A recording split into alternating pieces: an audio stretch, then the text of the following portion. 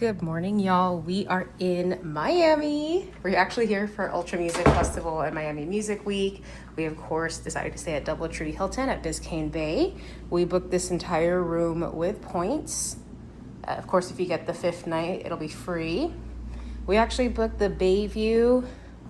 This is what it looks like. Gorgeous. Hey.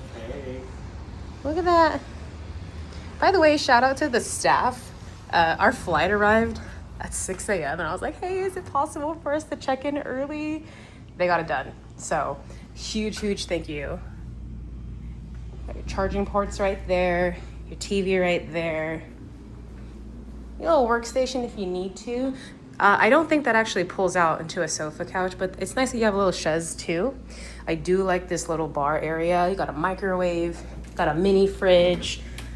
I don't know if that'll really hold any ice cream, but that's important to me. Got some glassware.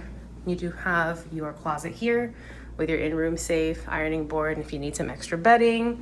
And this right here is a thermostat. It was already on, thank God, because it's already getting kind of humid. This is the bathroom. Get your vanity kit, shower cap, and then the makeup remover wipe and your hair dryer right here.